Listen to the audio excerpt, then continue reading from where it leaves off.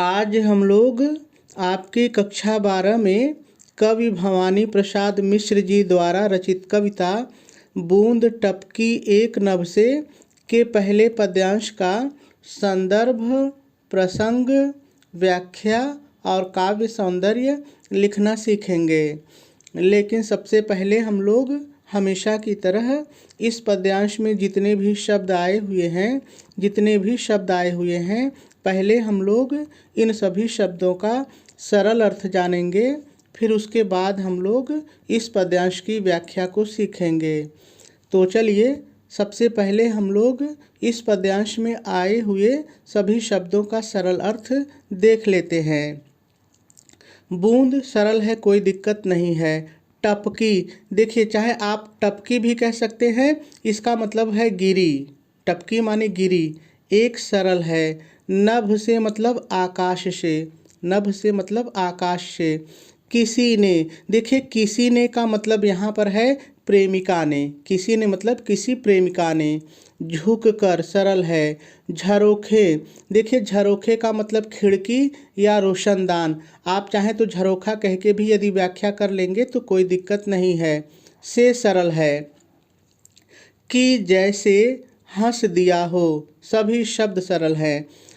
हंस रही सी सरल है। हंस रही सी मतलब हंस रही सी होगा। यहाँ पर देखिए सी शब्द आया है, इसका मतलब यहाँ पे उपमा अलंकार है। ठीक है। आँख ने जैसे किसी को कस दिया हो, देखिए कस दिया हो का मतलब है बांध दिया हो, बांध दिया हो। ठगा सा कोई, कोई का मतलब यहाँ पर पथिक से है। आगे जब इसका अगला पद्यांश देखेंगे तो वहाँ पर हमको पथिक मिलेगा। तो कोई का मतलब यहाँ पर पथिक से है, राहगीर से है, रास्ते पर चलने वाले से है। किसी की आँख, देखिए किसी की आँख का मतलब यहाँ पर है प्रेयसी या प्रेमिका की आँख।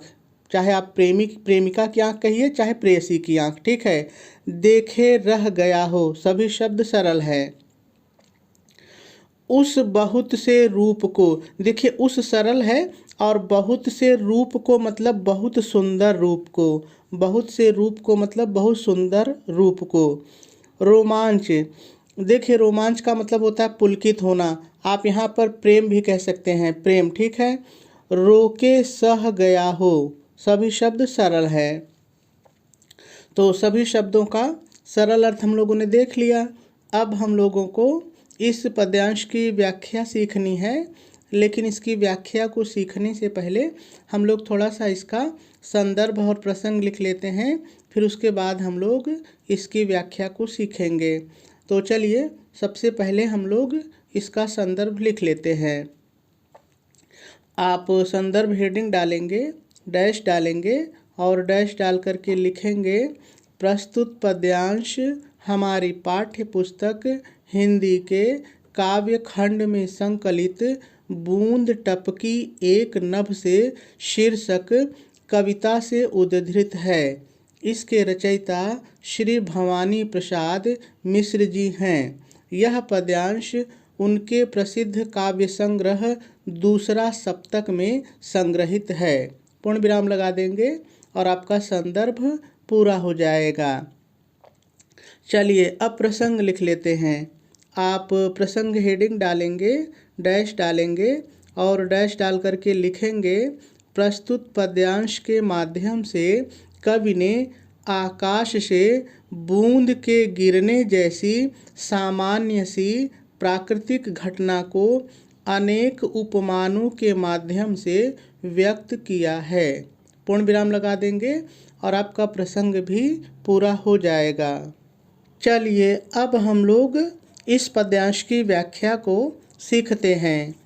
तो कवि कहते हैं, बूंद टपकी एक नभ से किसी ने झुककर झरोखे से, कि जैसे हंस दिया हो, हंस रही सी आँख ने जैसे किसी को कस दिया हो।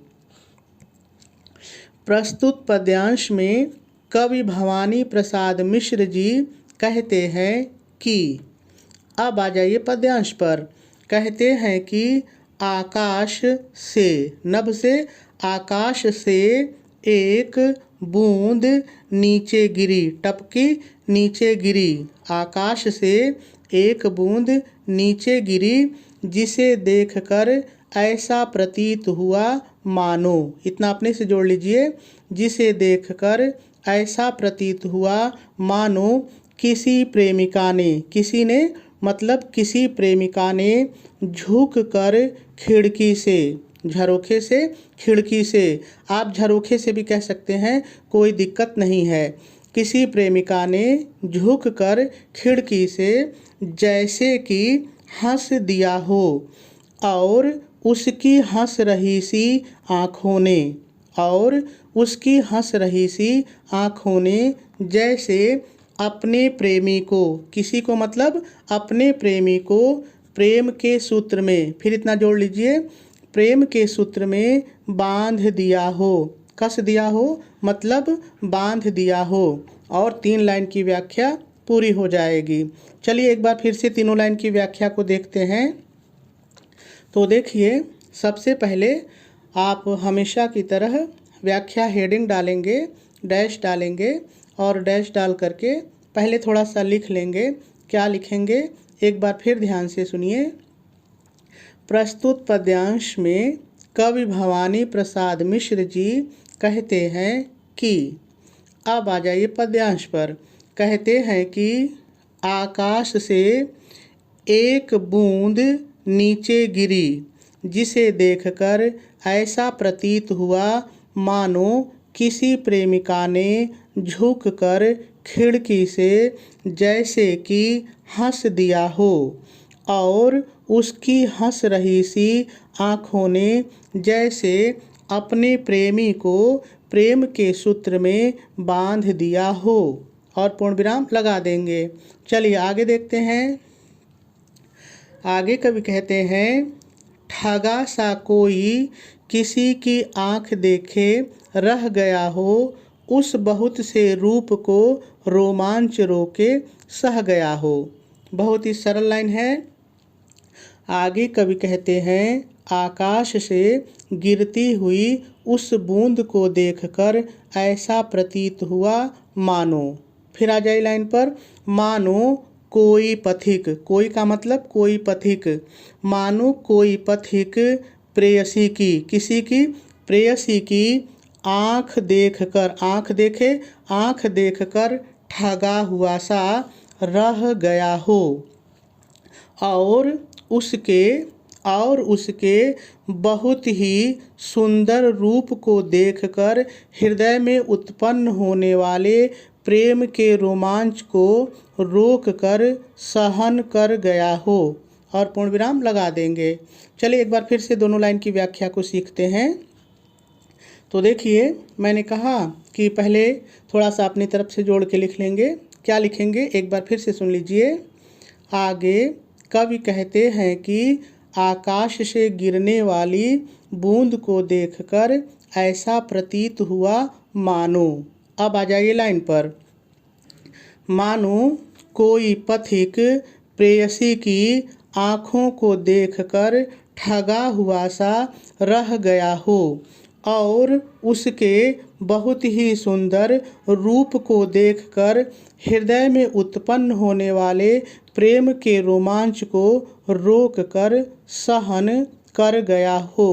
पूर्ण विराम लगा देंगे और आपकी व्याख्या पूरी हो जाएगी। चलिए अब थोड़ा सा हम लोग इसका काव्य सौंदर्य भी देख लेते हैं। यदि हम लोग इस पद्यांश में रस की बात करें तो इसमें श्रृंगार रस है, और छंद देखा जाए तो यह मुक्तक छंद है। यदि अलंकार की बात करें तो इसमें उपमा, उत्प्रेक्षा और अनुप्रास, ये 3 मुख्य अलंकार हैं। यदि भाषा की बात की जाए तो भाषा इस पद्यांश की खड़ी बोली है। शैली इसकी चित्रात्मक और वर्णात्मक है। गुण इसमें प्रसाद और माधुर्य है। शब्द शक्ति इसमें लक्षणा है।